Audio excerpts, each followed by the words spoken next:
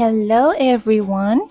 This is อาจารย์สยามนนะคะ Today we will be learning about how to integrate the nursing process and mind mapping techniques into nursing care planning. First, let's establish a common understanding.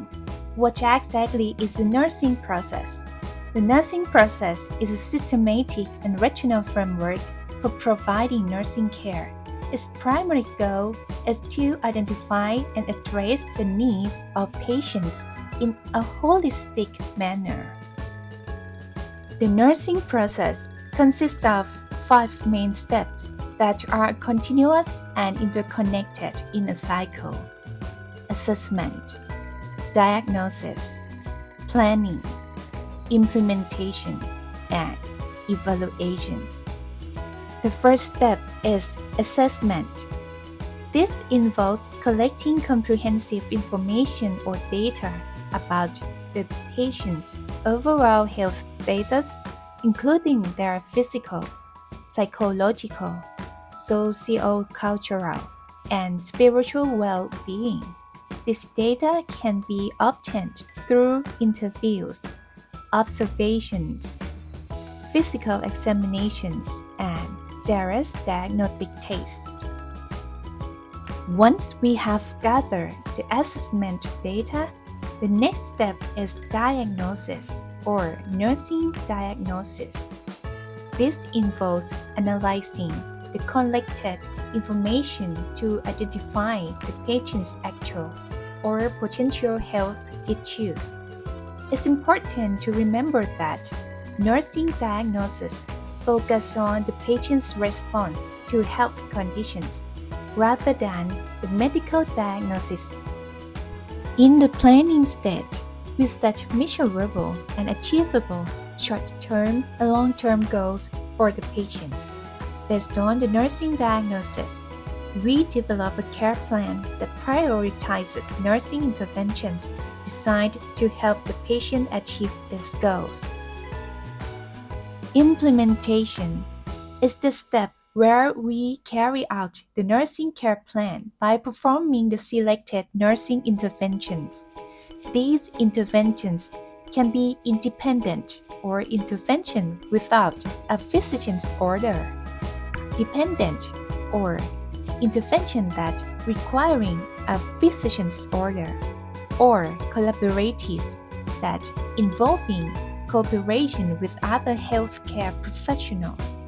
Throughout this phase, ongoing assessment and thorough documentation are crucial.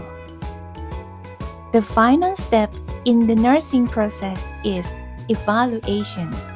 Here we assess the patient's response to the nursing interventions that have been implemented. We determine whether the established goals have been met and make any necessary modifications to the care plan based on our findings. To develop a truly effective nursing care plan, it's essential to follow these key steps. 1. Assessment. Gather accurate and complete data. 2. Nursing diagnosis. Analyze the data and clearly identify the patient's problems. 3. Planning. Set SMART goals, ensuring they are specific, measurable, achievable, relevant, and time-bound, and define your evaluation criteria. 4. Interventions. Choose nursing actions that are effective and supported by evidence. Let's understanding deeper into the first step. Assessment. It's crucial to gather data that is both accurate, ensuring the information is correct and reflects the patient's true state, and complete, involving the collection of all relevant information, including both subjective and objective data, without any omissions.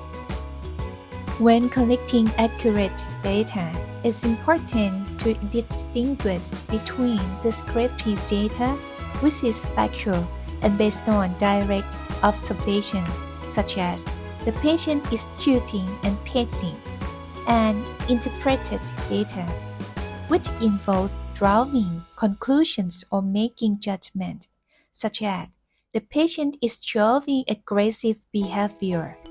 Sticking to descriptive data during the assessment phase helps minimize bias. Here are more examples illustrating the differences. Notice how descriptive data provides specific detail, while interpreted data offer an explanation or inference. To ensure we gather complete data, we can utilize frameworks like Gordon's 11 functional health patterns. This comprehensive model covers various aspects of patient health, such as health perception and management, nutrition, elimination, activity, sleep, cognition, self-perception, role relationships, sexuality, coping, and values and belief. Using such a framework helps us to systematically assess all relevant areas. And you can scan this QR code for more detail about Gordon 11 functional health patterns. Moving on to nursing diagnosis. This step involves two key actions: analyze data, which means understanding the information we have collected, and identify problems, which requires to analyze the overall picture and prioritize the patient's issues. Mind mapping can be a valuable tool in this process to organize and visualize the relationships within the data. To effectively analyze the data, several activities can be helpful. This includes looking up the meaning of any unfamiliar medical terms, reading about the patient's medical conditions to understand their cause, symptoms, and treatments, investigating the mechanism of action and potential side effects of all medications the patient is taking, and thoroughly understanding normal and abnormal laboratory values. Once we have a good understanding of the individual pieces of data, we need to analyze the overall picture to see how everything connects. This helps us identify the most critical problems that require immediate attention. Using mind mapping can be particularly effective here to visualize the relationships between different data points and health issues, aiding in prioritization. So, how do we actually create a mind map for nursing diagnosis? Let's explore the fundamental steps involved. The process of mind mapping for nursing diagnosis involves several key steps. First, collect all relevant patient information and organize it into a conceptual framework. Then, analyze and categorize this data, identifying any relationship between different pieces of information. You can draw upon your knowledge from various related fields like anatomy, physiology, and pharmacology, and use evidence-based research to understand the underlying disease processes. While you can write briefly, the key is that the information within the mind map should be easily addable and updatable as needed. When constructing a mind map for nursing diagnosis, certain content components are crucial. These typically include the pathophysiology of the patient's disease or main problem, the etiology, and any associated risk factors, the resulting pathophysiological changes, the signs and symptoms the patient is exhibiting, and ultimately, the identified nursing diagnosis.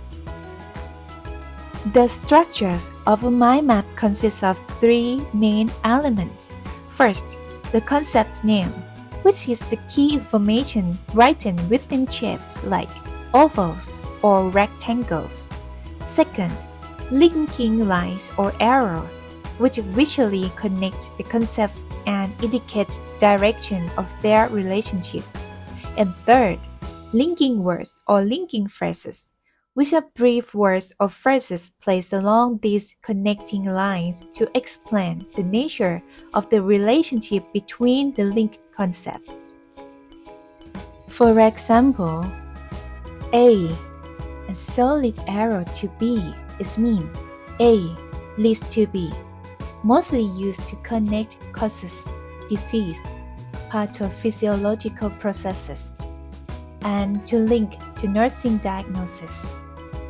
A and the solid line to B is mean A indicated that exists B, commonly used to connect the symptoms and signs of the patient or supporting data that show the link to the pathophysiology or the problem occurring. And A and the solid and inhibit the solid arrow to B. It means A inhibits B, commonly used to connect key treatments or care intervention, which be the cause or other contributing factor to further conditions. And the last one, A and the dash arrow to B. This means A may lead to B in case of suspicion or when it cannot be clearly proven. To recap the process of creating a mind map for nursing diagnosis, first, begin with the pathophysiology of the disease or main problem as your central concept. Second, link this to the etiology or risk factors. Third, identify the subsequent pathophysiological changes that occur. Fourth, connect these changes to the patient's presenting signs and symptoms. And finally, fifth, based on this interconnected information, determine the appropriate nursing diagnosis. When formulating your nursing diagnosis, it's crucial to adhere to certain guidelines. First, each diagnosis statement should clearly include both the nursing problem and its related causes. Importantly, the problem should always be stated before the cause. There are different ways causes can be categorized: single cause, interrelated multiple causes, and independent multiple causes. For single cause, refers to a situation where one specific cause leads to a nursing problem. For example, impaired gas exchange related to fluid accumulation in alveoli. Interrelated multiple causes occur when multiple causes are interconnected, contributing together to the nursing problem. For instance, impaired gas exchange related to fluid accumulation in alveoli due to decreased heart pumping. Independent multiple causes involve various causes that contribute to a nursing problem, but each cause operates dependently of the others. For example, impaired gas exchange related to fluid accumulation in alveoli and low hemoglobin level. Secondly, avoid using medical diagnosis or the patient's symptom as the nursing problem or the related cause. For example, pneumonia related to infection in the lungs is incorrect because pneumonia is a medical diagnosis.